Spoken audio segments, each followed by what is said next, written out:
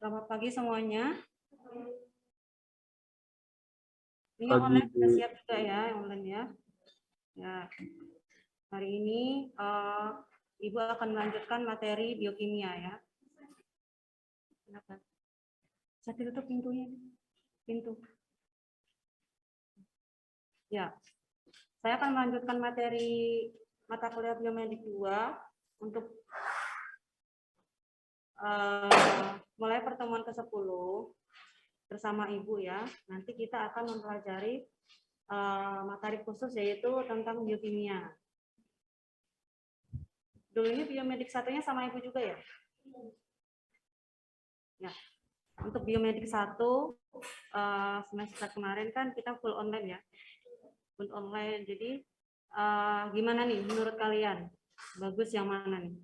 Mau online kah atau hybrid seperti ini? Atau full offline? Maunya full offline ya? Iya. Jadi kalau dulu kita tuh belajar tuh maunya itu pulang aja ya, maunya belajar di rumah aja. Sekarang ini ada pandemi, ada hikmahnya juga. Jadi kita tuh seakan-akan kayak, aduh aku mau belajar ini nih langsung gitu, ya enggak? Jadi kalau dulu itu sebelum ada pandemi ya, jadi mungkin semangatnya agak berkurang. Jadi kalau setelah pandemi ini mungkin rasa untuk belajar bersungguh-sungguh itu agak meningkat gitu. Itu analisa dari Ibu ya, sebagai pengajar. Kurang tahu kalau sebagai mahasiswa. Tapi pengalaman sebagai mahasiswa dulu itu, apalagi mahasiswa Kesmas itu sepertinya itu nggak ada waktu buat istirahat gitu ya. Iya nggak? Jadi mata kuliahnya itu benar-benar ini semua padat gitu. Sama seperti Ibu dulu. Kalau Ibu dulu kan, kalau Ibu dari biologi ya, dari biologi itu praktikum kuliah. Jadi ketika ngajar offline, ngajar online itu kok gini ya, ya Allah, saya membayangkan jadi mahasiswa tuh kapan ke perpusnya ya, kayak gitu kan. Jadi sama pesan Ibu juga ya, ini untuk mata kuliah apapun ya. Jadi pelajarilah sungguh-sungguh gitu ya. Jadi oh ya.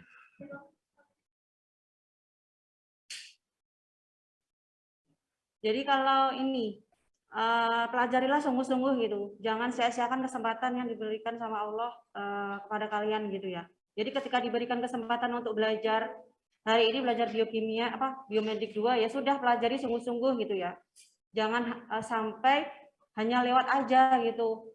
Ah ya udahlah ikut kuliah aja, ikut dengerin aja gitu.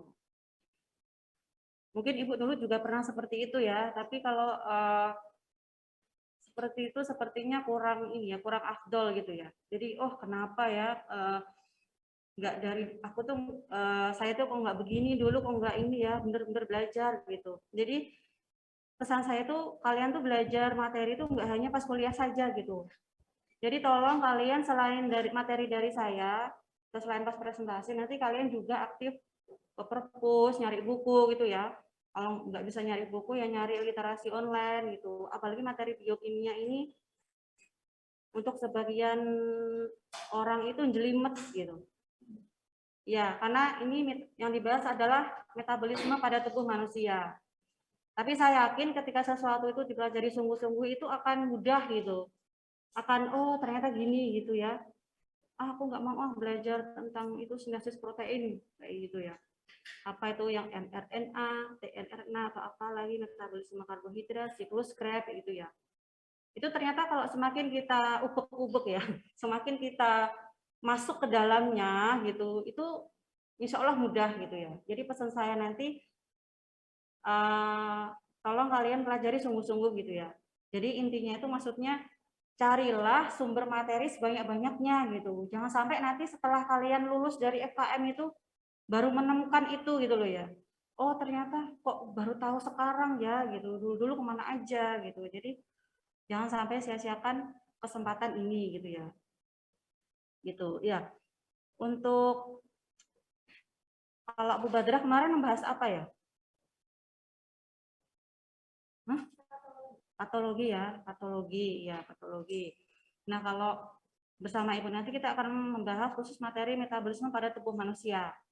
Itu nanti arahnya ke biokimia. Jadi reaksi-reaksi biokimia yang terjadi dalam sel tubuh makhluk hidup ya. Sel tubuh makhluk hidup itu enggak hanya manusia gitu. Nah, biokimia itu erat kaitannya dengan ini materi biologi sel. Kalian pernah mempelajari materi biologi sel? Biomedik 1 ya? Sama buat darah ya? Ya. Nah, biokimia itu biasanya ini ada praktikumnya biomedik 2. Nah, kalau kalian gimana? Praktikum enggak? Belum ya? Tapi ada. Yang ada praktikumnya itu itu anatomi ya. Anatomi itu ada praktikumnya. Biasanya kita praktikumnya tuh di biologi, di FK biologi ya. Nah, saya mau nanti setiap kali kuliah itu kayak meninggalkan jejak gitu lah, entah catatan atau apa supaya kalian nanti sebagai pengingat gitu. Kalau saya yakin kemampuan dari masing-masing kalian tuh berbeda-beda ya. Ada yang sekali pertemuan itu langsung masuk semua materi, ada yang tanpa mencatat, ada juga. Tapi ada yang dia tuh harus mencatat gitu. Ada juga yang dia tuh nyatat poin-poinnya aja gitu. Nah itu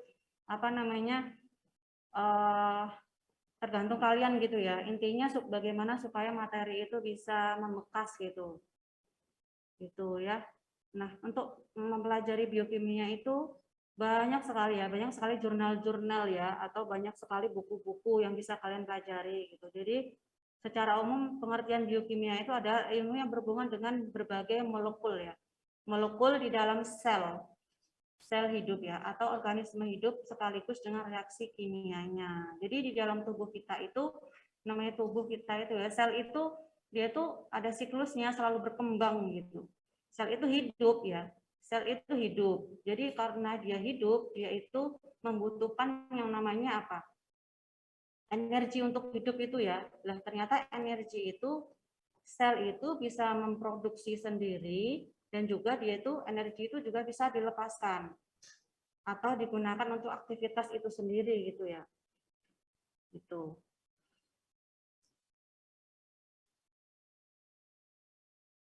Nah, jadi ilmu biokimia itu adalah ilmu kimia dan ilmu biologi. Kalau ilmu kimia kan pelajaran kimia ya. Di SMA itu biasanya mempelajari tentang reaksi-reaksi. Misalnya reaksi apa? Reaksi fotosintesis ya, atau reaksi pemecahan karbohidrat atau pembentukan karbohidrat gitu. Jadi itu reaksinya saja yang kita tahu ya. Tapi bagaimana terjadinya di dalam sel tubuh, tempatnya di mana, dia memakai enzim apa gitu ya. Kemudian enzim-enzim apa yang terlibat itu kaitannya dengan ilmu biologi. Terjadinya dalam sel tubuh ya. Sel atau sel hidup. Nah, manusia itu terdiri dari berbagai organ ya. Banyak, ada otak. Nah, otak itu fungsinya untuk apa? Dia itu adalah pusat pemerintah ya, sebenarnya. Di situ ada pusat untuk mengatur berbagai macam, terutama gerakan dan perintah. Mata itu, misalkan kita masih tidur ya, tapi mau bangun tuh otak kita udah ini ya, udah masih merem tuh, aduh habis ini mau ngapain ya kayak gitu. Jadi otak itu dia itu organnya itu belum bergerak, tapi dia di otaknya itu sudah ada perintah gitu. Ayo buka mata gitu ya, bangun gitu. Nah di situ pusatnya otak. Kemudian ada lagi yang namanya nanti di sistem pencernaan itu beda lagi, adanya namanya sel otot apa? Sel otot yang bekerja di organ pencernaan. Sel-sel apa namanya? Sel-sel epitel. Ada sel ototnya namanya sel apa? Kalau di tulang kan dia sel otot telurik, di jantung dia sel-sel otot jantung. Otot polos ya? Ya. Atau sel-sel otot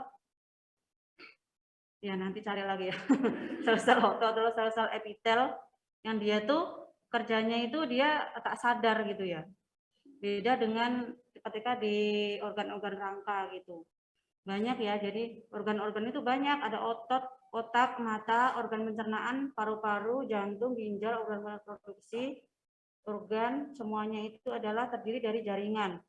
Dan jaringan-jaringan itu terdiri dari sel-sel. Nah, reaksi-reaksi itulah nanti terjadinya itu di sel itu sendiri ya, bagian terkecil. Nah, adanya namanya sel. Gitu. Nah, seperti yang tadi kita ini ya, bahwa reaksi biokimia itu sangat-sangat penting untuk kelangsungan hidup makhluk hidup. Ya, karena kehidupan itu bergantung pada reaksi biokimia itu sendiri gitu.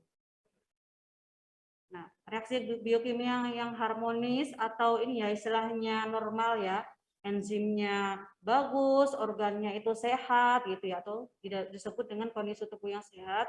Sebaliknya penyakit yang mencerminkan abnormalitas biomolekul, reaksi biokimia atau proses kimia itu nanti juga akan terhambat gitu. Nah, ini ya, jadi reaksi-reaksi biokimia atau metabolisme itu tidak jauh-jauh dari protein, lemak, kemudian karbohidrat, seperti itu ya. Tapi reaksinya itu reaksi di dalam sel yang kita pelajari nanti. Nah, organisme, organ, sel gitu ya. Jadi sel, jadi antara ilmu biokimia sama biologi sel itu seperti kayak soulmate gitu ya. Jadi nggak bisa itu kalau hanya mempelajari biokimia tapi nggak paham tentang biologi sel. Jadi ketika belajar biokimia ya kita harus belajar juga tentang biologi sel gitu ya. Nih, jelas. Nah ini ya. Jadi sel itu ini pelajaran di SMA juga ada ya. Ini review sambil mengingat kembali. Jadi sel-sel itu tuh sel yang bentuknya beraturan itu pada sel hewan atau sel tumbuhan?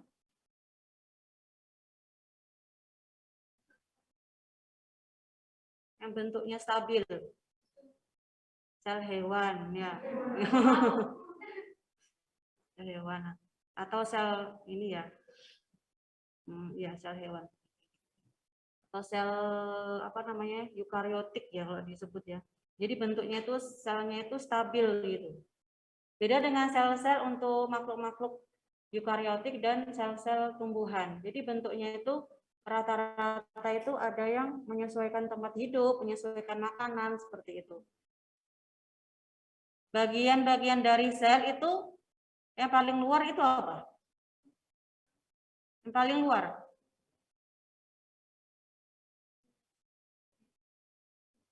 Yang paling luar itu apa?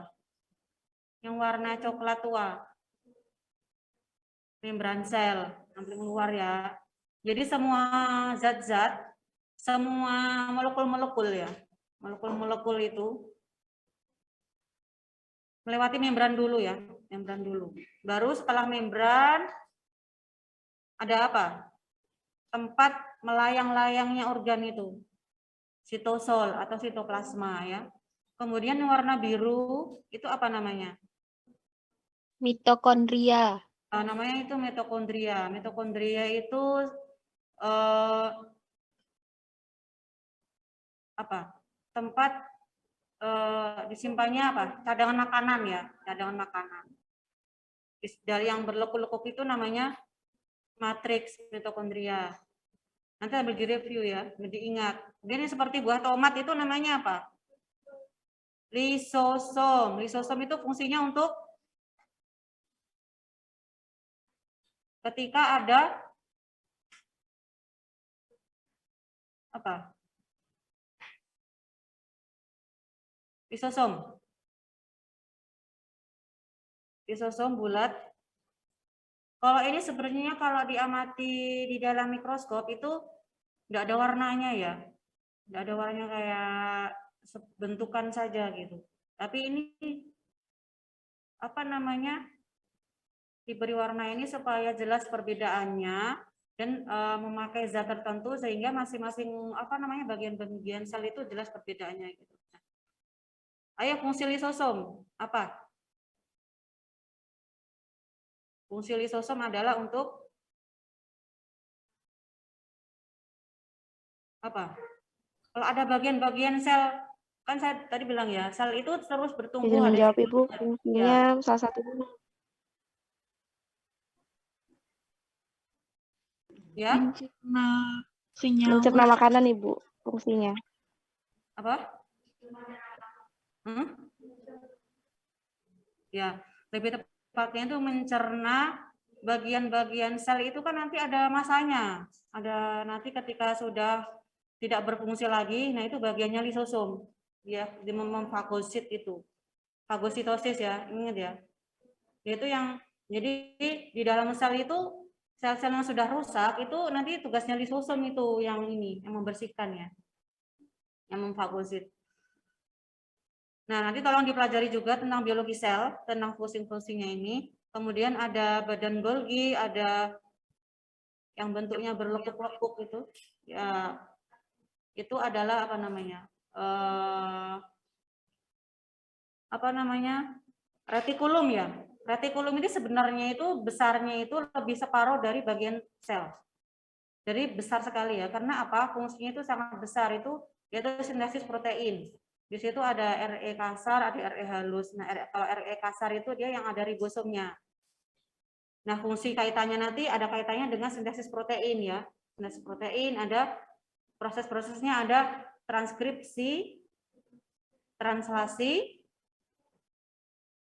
dan pembentukan asam amino ya. Transkripsi ada mRNA, tRNA, dan rRNA, ya kan ya? Nah itu nanti kalau di sini kemarin sama Bu Badra dibagi kelompok-kelompok ya. Ya, ada yang bertugas untuk sintesis protein, apa? Metabolisme protein. Atau gimana kelompoknya kemarin?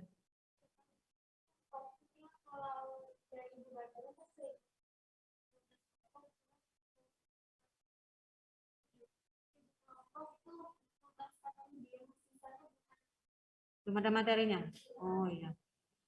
Jadi nanti kita fleksibel aja ya. Kalau hari ini kan materi dari Ibu, nanti mungkin pekan depan itu mungkin nanti ada yang presentasi gitu ya. Gitu. Nah, itu ya. Nah, itu bagian-bagian sel, masih ada banyak yang lainnya ya. Ada ribosom. Nah, intinya itu juga bagiannya ada banyak ya. Ada membran inti, ada nukleolus, ada ini nuklear pore gitu ya. Nah, saya lanjutkan. Nah, ini RE atau retikulum endoplasma ya. Ini gambaran saja ya. RE ini. Retikulum endoplasma itu sebenarnya ya yang ini apa namanya? Ini yang mana nih RE-nya ini? Yang mana RE-nya? RE itu ya dekatnya inti ya. Nggak usah, jadi kalau RE itu yang mana? Jadi RE itu nggak jauh-jauh dari inti gitu ya. Karena inti itu ya apa namanya? DNA itu kan letaknya di inti. DNA letaknya di inti. Nah, DNA mengalami proses transkripsi menjadi RNA ya kan? RNA menjadi mRNA, tRNA, dan rRNA gitu. Jadi ribosom atau retikul apa namanya RE itu tidak jauh-jauh dari namanya inti. Nah, tujuan kalian mempelajari tentang biokimia ini ya, itu banyak sebenarnya ya. Banyak sekali, tapi ini secara ini aja, umum aja. Jadi adalah menguraikan semua proses kimiawi pada makhluk hidup. Jadi proses-proses kimia, zat-zat yang masuk dalam makhluk hidup yang itu kalau bahasa kita sehari-hari itu yang kita konsumsi ya. Jadi ada zat-zat itu mungkin di ilmu gizi dipelajari enggak, ada karbohidrat, protein, lemak, mineral, vitamin ya. Nah, itu sebenarnya diuraikan nanti dalam tubuh itu dicerna dengan enzim mulai dari apa namanya ya? Di organ-organ pencernaan dan lebih khususnya itu ke sel itu seperti apa. Jadi diuraikan gitu. Diuraikan seperti apa dia nanti diurai kemudian dibentuk menjadi energi itu seperti apa gitu. Dan ini untuk kesejahteraan manusia dan pengembangan ilmu pengetahuan. Dapat dikatakan hampir semua ilmu kehidupan berhubungan dengan biokimia. Nah, ini ya. Biokimia itu jadi luas kaitannya gitu. Nah, ini ya. Nah, ini sudah kita bahas ya. Jadi apa namanya? Yang dipelajari itu dia banyak, mulai dari yang kita makan sampai terbentuknya energi. Senyawa pembangunnya itu terdiri dari apa saja? Komponen sel, biologi sel tadi ya. Komponen selnya itu apa? Jaringan, senyawa cadangan. Senyawa cadangan itu jadi ketika energi itu disimpan ya, energi karbohidrat itu disimpan di dalam sel otot ya. Ada yang penyimpanannya itu tidak hanya dalam satu tempat. Karena apa? Terutama tuh tidak hanya disimpan di yang namanya hati ya, hati kemudian sel otot itu ya, antara hati dan sel otot itu untuk penyimpanan energi. Kenapa otot ya? Kenapa kok selalu otot gitu ya? Kenapa kok otot terus sih ketika cadangan energi gitu? Nah ternyata ya apa namanya makhluk hidup itu kan bergerak gitu ya. Jadi energi terbesarnya itu digunakan untuk bergerak gitu, dan bergeraknya itu hampir semua organ ya. Jadi paham ya. Jadi otot itu paling besar dia mendapat jatah untuk simpanan cadangan energi gitu ya. Untuk fisiologi, imun tentang faal tubuh, untuk fungsi tubuh ya, itu. Nah, ini untuk yang apa namanya? Imunologi itu kaitannya dengan sintesis protein nanti. Apa namanya untuk kekebalan tubuh. Farmakologi ya, itu untuk obat ya. Nah, ini sudah kita bahas ya. Jadi asam nukleat ya, asam nukleat, kemudian enzim, koenzim, struktur fungsi sel, cairan tubuh, pernapasan, pencernaan makanan, metabolisme karbohidrat, lipid, protein dan amino, vitamin, air, mineral, hormon, jalur bersama gitu ya. Yang dimaksud jalur bersama itu apa? Jadi jalur bersama itu ternyata jadi metabolisme karbohidrat atau zat makanan ya yang terjadi karbohidrat, lipid, protein, asam amino, vitamin, air, mineral itu dia jalurnya bukan satu jalur lurus gitu bukan. Misalnya pencernaan makanan itu sendiri gitu. Masuknya karbohidrat nanti keluarnya jadi apa gitu ya. Jangan jadi apa? Jadi apa kalau karbohidrat? ATP ya. Disimpan dalam bentuk ATP. Ya, dalam bentuk ATP gitu ya. Nah, melalui proses glikolisis sampai ke apa namanya? Siklus Krebs dan sebagainya ya. Nah, nanti yang lipid asam amino dan apa namanya? asam lemak dan keton. Tidak hanya itu ya. Nanti masuknya lemak, zat lemak nanti disintesis sendiri, terus vitamin, protein sendiri-sendiri. Tidak seperti itu. Nah, ternyata apa namanya? Ada satu jalur yang ketika dia masuknya yang dimasuki karbohidrat, dia juga dimasuki juga sama lipid dan protein gitu. Jadi makanya nanti di akhir mata kuliah biokimia itu yang paling penting itu adalah jalur bersama metabolisme. Jadi itu bukan sembarang jalur ya gitu. Ketika nanti kalian search di apa ya di sumber itu banyak sekali ya. Bahkan ada yang panjang gitu jalurnya itu ya, lebih detail gitu. Terus nanti ada satu kotak di tengah gitu ya. Asam apa namanya? Glikolisis gitu. Nanti itu maknanya apa sih gitu. Jadi ketika apa namanya itu adalah salah satu apa ya mungkin kemudahan yang diberikan sama Allah ya. Jadi jalur itu bisa dipakai bersama untuk mencerna si zat-zat ini dalam tubuh kita gitu. Ada yang namanya jalur bersama ini gitu. Jadi nanti simpanan cadangan itu ada yang menumpuk di salah satu organ. Ya, ada yang menumpuk di mana tadi di hati dan juga di otot gitu. Bahkan ada di jaringan adiposa ya. Jadi di dalam bagian tubuh kita itu tempat penimbunan lemak itu sudah diatur gitu ya. Di mana? Di perut. Sebenarnya jaringan lemak itu kan semua ya di jaringan bawah kulit. Kalau materi sistem integumen ya, pasti masih ingat ya. Sistem integumen ya. Di sistem integumen itu di bawah kulit itu ada yang namanya jaringan lemak. Itu ada semuanya kecuali di telapak tangan ya. Di bawah kulit, di kulit ini epidermis ini ya, itu semuanya ada jaringan adiposa atau jaringan lemak ya. Di situ tuh ada tempatnya khusus untuk penyimpanan tadi cadangan makanan tadi ya. Jadi entah nanti karbohidrat, lipid atau protein nanti bisa masuk ke jaringan ini gitu ya. Bisa disimpan di sini, di jaringan di bawah kulit selain hati dan otot gitu. Jadi ini pentingnya juga nanti ketika orang sudah mengalami over apa ya yang masuk ya antara yang dikonsumsi dengan aktivitas nanti tidak sesuai yang di apa namanya nah istilahnya timbunan ya cadangan nanti yang dimakan sama aktivitas atau pembakaran ya tidak sesuai itu nanti penimbunan itu ada di tempat-tempat tertentu yaitu di mana lemak di daerah abdomen ya abdomen di perut sama di daerah paha. Daerah paha itu adalah yang paling menjadi ini jaringan lemaknya itu kayak sebagai indikator gitu itu. Nah itu ya jadi kenapa sih kok mesti bikin jalur bersama gitu ya. Jadi sudah enggak bingung lagi ya. Jadi jalur bersama itu itulah fungsinya kenapa nanti kita apa namanya ya alur berpikir kita atau jalan berpikir kita nanti ke situ. Jadi kita itu belajar metabolisme karbohidrat, lipid, protein, vitamin, asam amino tuh oh ternyata tuh nggak bisa dipisahkan gitu ya di dalam tubuh manusia yaitu satu kesatuan gitu. Nah ini saya rasa sudah ya nggak perlu di ini lagi. Nah di dalam metabolisme itu kan perubahan kimia ya atau pembentukan energi atau pemakaian energi dalam sel tubuh untuk melakukan aktivitas. Nah itu kan ada substratnya ya. Substrat itu apa sih? Substrat itu apa? Substrat itu apa? Tempatnya ya. Tempatnya. Jadi kalau di apa namanya?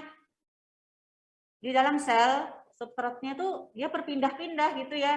Jadi transkripsi terjadi di dalam di mana?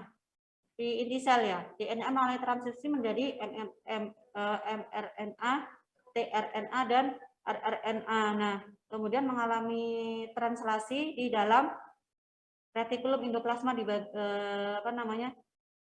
Retikulum endoplasma dibantu oleh ribosom gitu ya. Pindah tempat. Jadi mRNA, tRNA sama kalau rRNA kan jelas tempatnya di ribosom ya. Itu jadi dia tuh punya tugas masing-masing gitu. Selesai pindah itu substratnya pindah lagi. Dan mRNA, tRNA sama rRNA itu ternyata tugasnya luar biasa ya, khusus dia tuh. Kalau mRNA apa? Ini nanti ya untuk yang metabolisme protein itu. Jadi mRNA itu messenger atau pembawa duplikatnya, kodon ya, kodon istilahnya itu. Jadi itu ada kayak template-nya yang hasil dari transkripsi tadi itu kan mRNA ya. mRNA nanti ini kan tubuh itu belum tahu tuh belum bisa mencerna ini apa sih gitu. Makanya nanti ada tRNA. tRNA itu nanti antikodon kan nempel di mRNA. Kemudian terbentuknya lagi asam amino. Nah, asam amino nanti diterjemahkan oleh apa? Di ribosom rRNA ya. Itu nanti yang di metabolisme protein. Nah, di dalam metabolisme itu ada istilah katabolisme sama anabolisme. Ini sudah tidak asing lagi ya.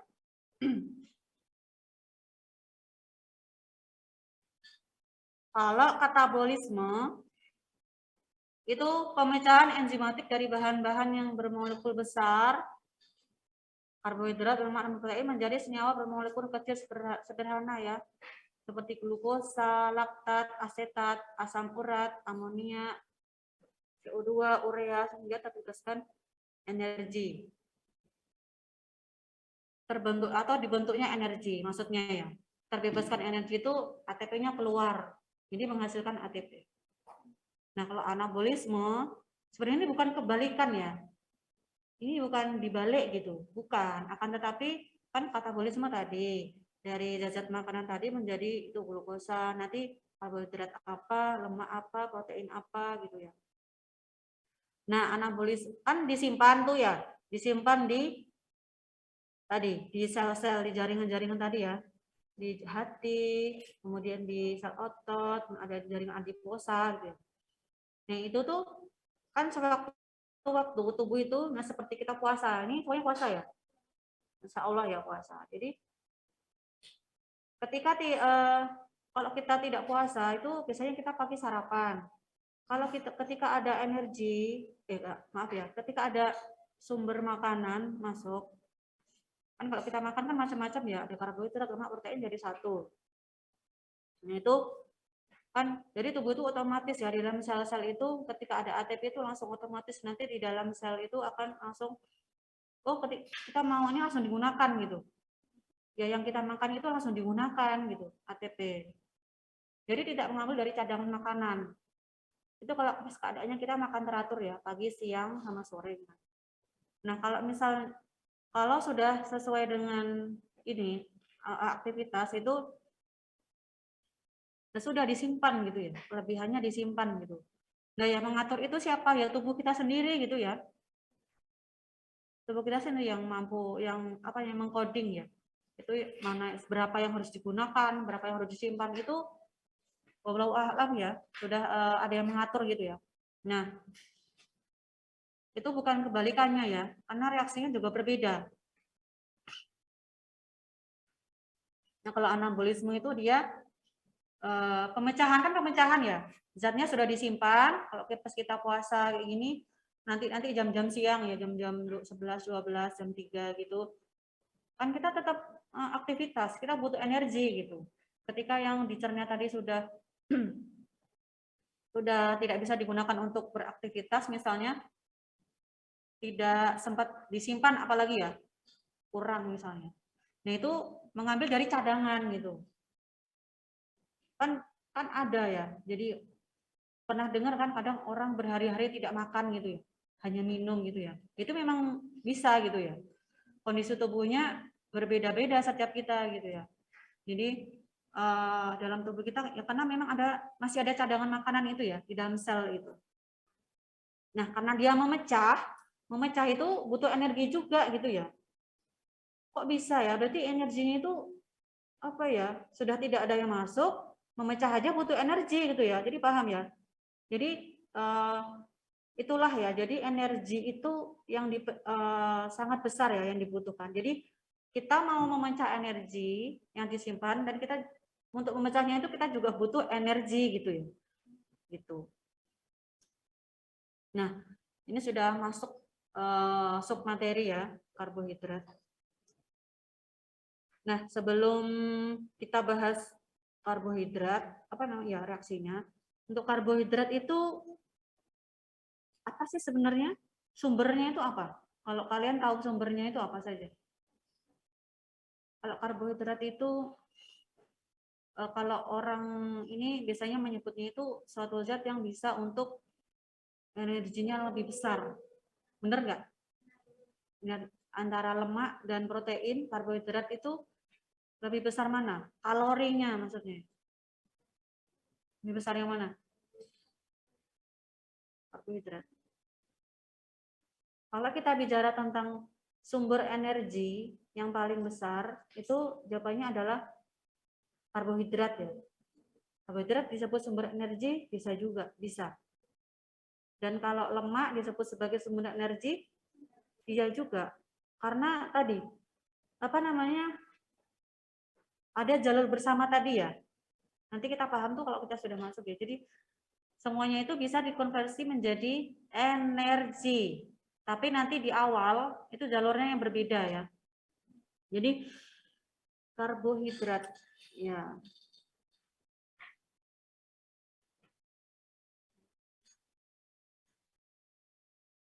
Belum. Nah, ketika kita bicara karbohidrat itu pasti kita sesuatu yang mengenyangkan ya. Apa? Nasi itu dari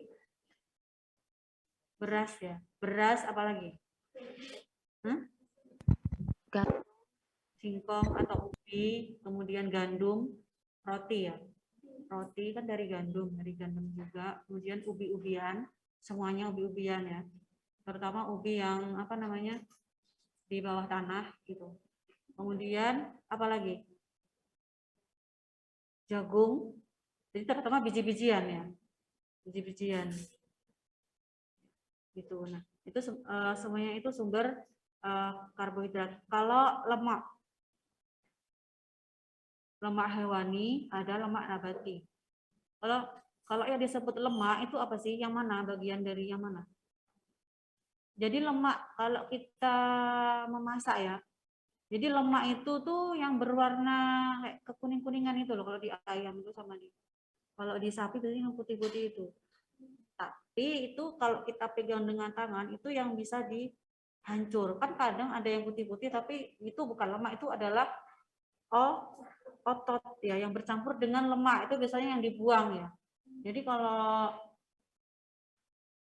ini ibu-ibu yang MPASI ya, MPASI itu jangan salah nanti yang diambil yang itu jangan diambil. Dan itu kan juga apa namanya yang ada ototnya itu juga nggak bagus juga gitu. Jadi yang ketika kita pegang itu dia tuh kayak berlemak memang, kayak minyak gitu, lengket. Kalau protein, kalau lemak nabati dari biji-bijian juga ya, dari apa namanya itu sunflower itu, kemudian dari apa namanya, iya rata-rata biji-bijian itu mengandung lemak gitu. Kalau ini protein hewani, protein nabati gitu ya. Protein hewani itu semua daging-dagingan ya, yang dari hewan ya, dari ikan, kemudian dari unggas, dari mamalia gitu ya. Nah, ini ya. Nah, sebenarnya ini nanti bagian yang presentasi ya. Jadi saya tuh maunya kalau presentasi itu nggak usah panjang lebar gitu. Nggak usah kayak begini ya. Jadi mungkin dengan seperti ini sama gambar. Lebih bagus lagi, apa namanya, sebelah kiri tulisan, sebelah kanan gambar. Nah, itu sebenarnya yang bagus kalau presentasi ya. Terus itu mana ya gambarnya?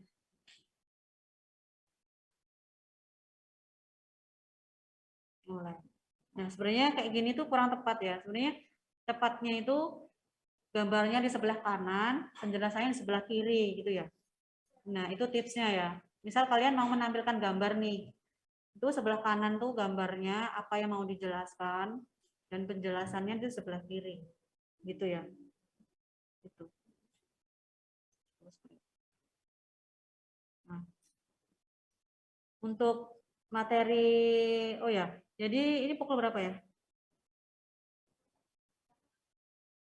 Iya, jadi untuk apa namanya perkuliahan kita itu nanti kita tidak full seperti ini ya, tapi nanti setelah mungkin 2 jam kita materi, nanti yang 1 jam pelajaran nanti kalian berdiskusi. Nah, diskusinya itu ngapain gitu ya? Nah, kalau dari ibu itu diskusinya itu kalian itu ini apa namanya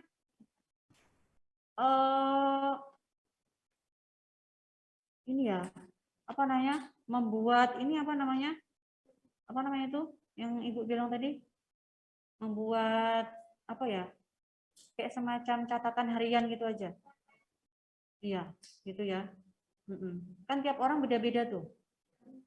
Ya, tergantung ini ya kalian aja. Jadi nggak bisa sama antara satu dengan yang lain. Gitu.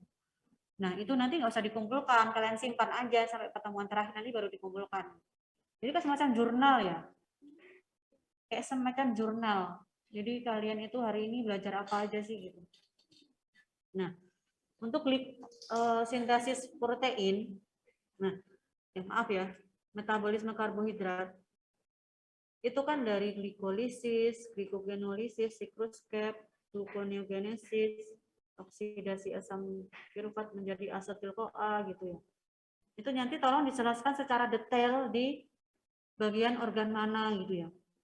Bagian organ mana gitu. Jadi pekan depan kita presentasi ya. Jadi presentasinya gimana nanti? Dibagi 2 juga? Online dan offline atau gimana? Ya.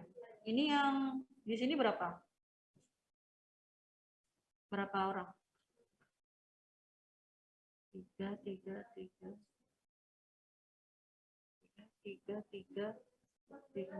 Hah? 14 ya? 14. Yang online berapa orang? 46.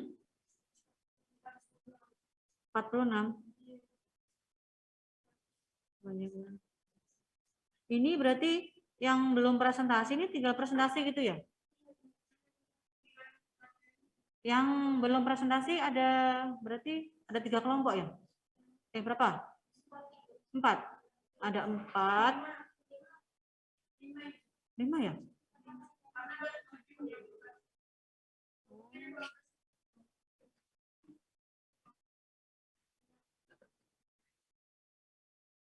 Kalau dirubah gimana? 5 itu, jadi maksud Ibu itu nanti pekan depan kan metabolisme karbohidrat.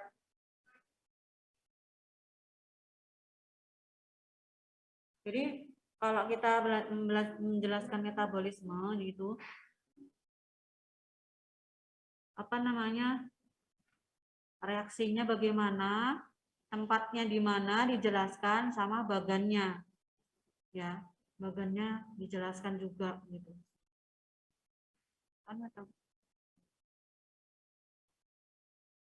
Nanti ya, nanti Ibu sudah bikin ini kok, sudah bikin materinya gitu. Sebenarnya cuma ada 3 Ibu bikin itu. Kalau 3 berarti kan, berarti kan Ibu ini kan 5 ya. Kalau 5 berarti habis dong. Kan yang ke-6-nya kita UAS. Ya kan? Ini sudah 1. Berarti tinggal 4. Salah ya? 4 ya? Tinggal 4 ya kan? Nah, tinggal 4 itu nanti maunya yang pertemuan sebelum UAS tuh nanti Ibu lagi gitu.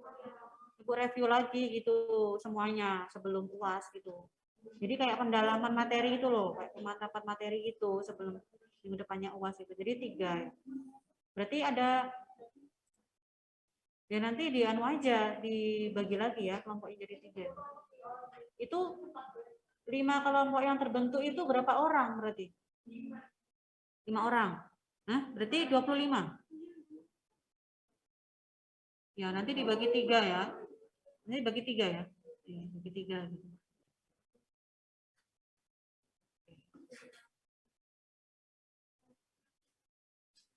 Mungkin nanti kan materinya itu kalau diringkas itu hanya metabolisme karbohidrat, lipid sama protein saja. Dan yang protein itu nanti dan kelainan sama kelainan ya. Jadi tadi ya, misalnya materi metabolisme karbohidrat nanti. Ya. Materi metabolisme itu jadi nanti reaksinya itu maksudnya kalau ya glikolisis gitu-gitu ya. Glikolisis pokoknya reaksinya kan ada di pemecahan ya. Misalnya asam lemak dan keto itu reaksinya bagaimana, kemudian bagannya, gambar bagan, kemudian sama penjelasannya itu. Sama yang terakhir itu adalah kelainan atau abnormalitas ya di dalam reaksi itu atau tidak ya di dalam proses metabolisme itu.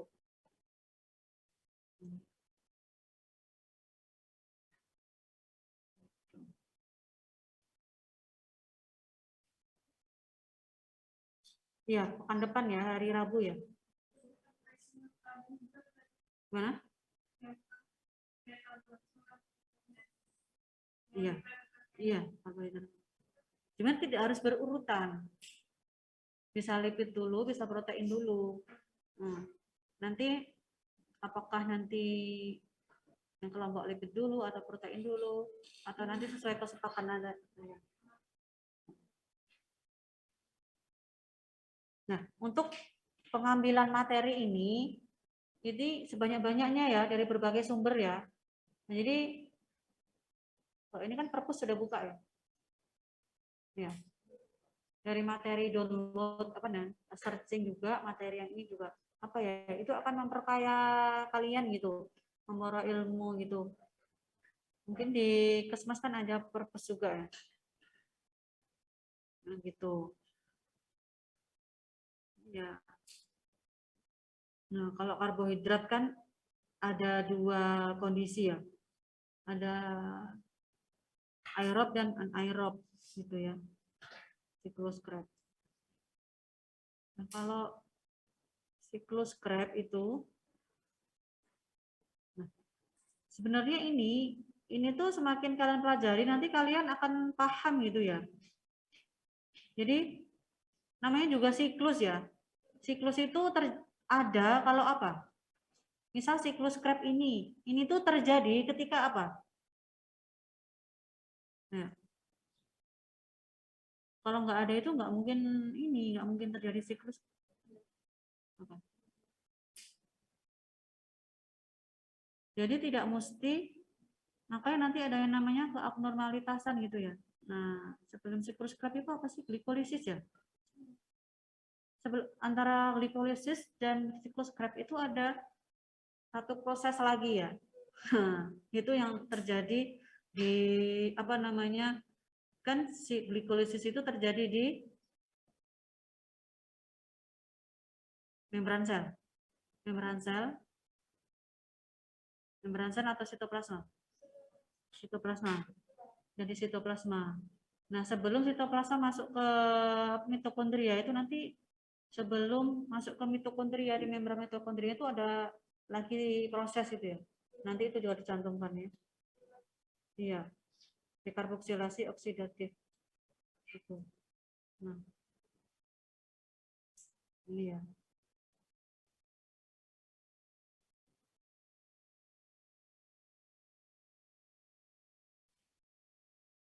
Nah, ini ya. Faktanya sebagian besar makanan yang kita makan termasuk lemak memang akan berakhir sebagai glukosa juga. Nah, sementara itu protein dapat dipecah menjadi asam amino yang kemudian berubah menjadi asetil-CoA. Nah, asetil-CoA ini padahal ini tadi. Nah, jadi dia masuk ke jalurnya ini ya. Masuk ke jalurnya ini gitu. Jadi, kalau kita bayangkan itu siklus itu ada terus ya. Terjadi terus gitu ketika ada apa? Ada makanan yang masuk ya. Jadi tubuh itu wah ada asam pirufat ya. Glikolisis ada karbohidrat masuk dikondisikan kondisinya sesuai terjadi glikolisis jalan kemudian ada asam pirufat langsung siklus Krebs jalan gitu. Ketika makan protein juga itu ya udah asetil-CoA ya sudah terjadi gitu. Nah, jadi reaksinya itu kayak terus-menerus ya memang ya. Jadi energi itu diproduksi secara terus-menerus gitu. Kalau terjadi penumpukan, terjadi apa namanya terlalu over ya, terlalu over cadangan apa namanya ATP yang dihasilkan, nanti ada yang namanya abnormalitas tadi ya, apa namanya kelainan tadi ya, gitu. Itu. Nah itu tadi. Nah yang untuk yang karbohidrat, nah, yang karbohidrat ini berarti harus benar-benar paham ya. Ini saya dulu tuh ngambil ininya itu dari apa ya? Dulu tuh saya punya e-book ya. Nanti kalau ada saya share ya e-booknya ini. Ya, mungkin ada yang ditanyakan dari materi kita hari ini sama persiapan untuk pekan depan.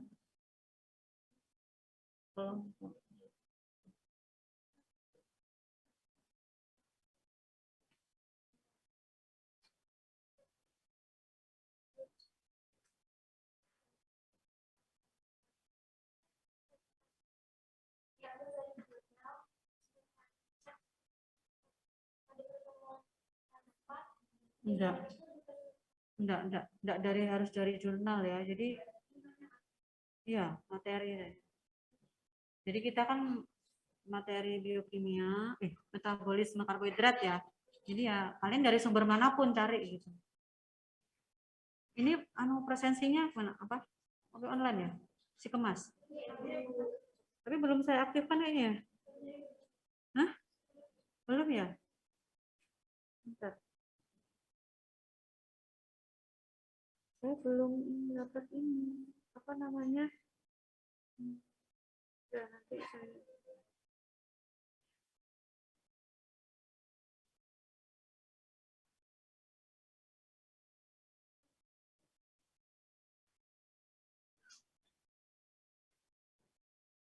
Hmm.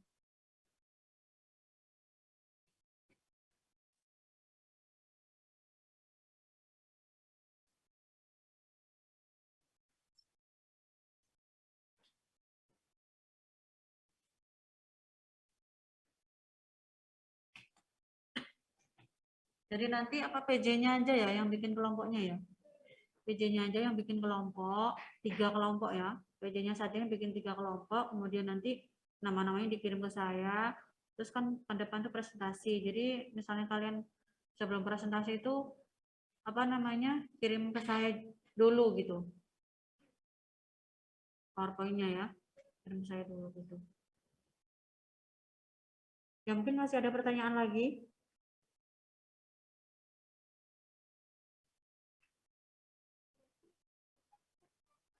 Ya satu kelompok. Satu kelompok itu nanti bisa-bisa waktunya habis juga soalnya ya diskusinya juga belum. Ya.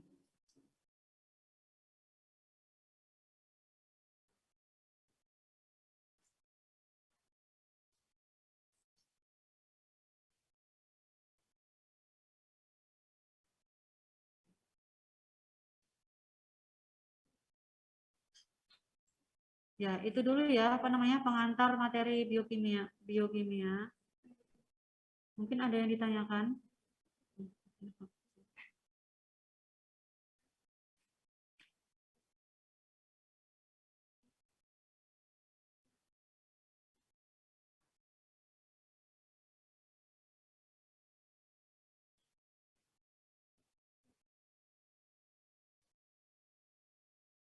Dan biasanya kalau habis presentasi itu nanti Ibu ini juga kasih review juga gitu. Atau kadang Ibu kalau ada yang kurang Ibu suruh revisi. Ya. Ya, sudah jelas semuanya ya. Habis ini ada kuliah lagi. Untuk yang hari Selasa itu pagi juga ya. Kelas B.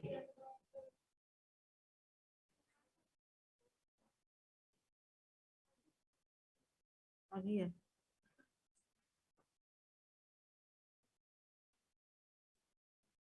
Ya, kalau misalnya sudah jelas semuanya, kita lanjutkan ke pekan depan ya. Pertemuan pekan depan.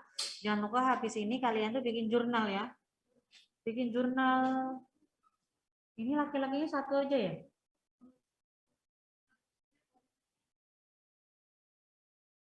Hah?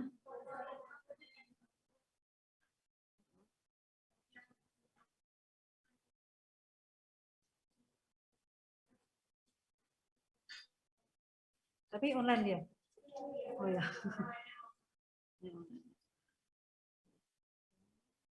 Oke, kita lanjutkan pekan depan. Jadi untuk yang jurnalnya itu kalian catat, kalian ketik ya. Kalian ketik nanti apa namanya? Pasangan nanti dikumpulkan terakhir. Terakhir. Di catatannya ya sesuai kalian ya. Namanya kita mencatat kan kita punya kayak gaya sendiri gitu. Gitu.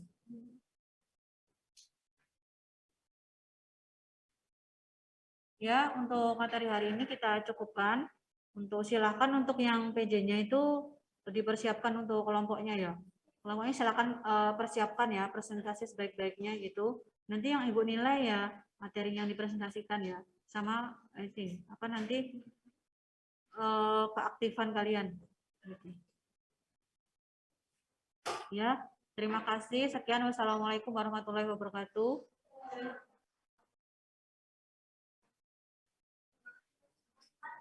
Iya, sama-sama. Waalaikumsalam warahmatullahi wabarakatuh. Terima kasih banyak Ibu. Terima kasih Bu.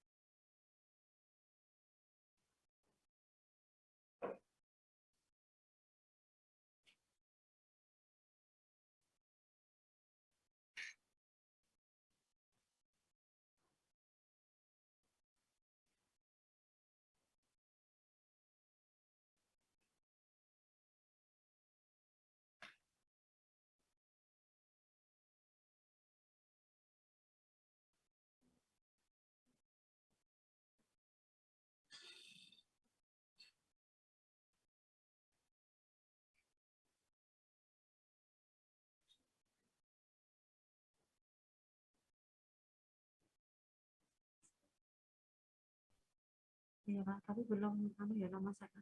Harus saya buka dulu. Tapi itu Mubadrah ya namanya ya. Oh gitu ya. Jadi nggak harus saya masuk.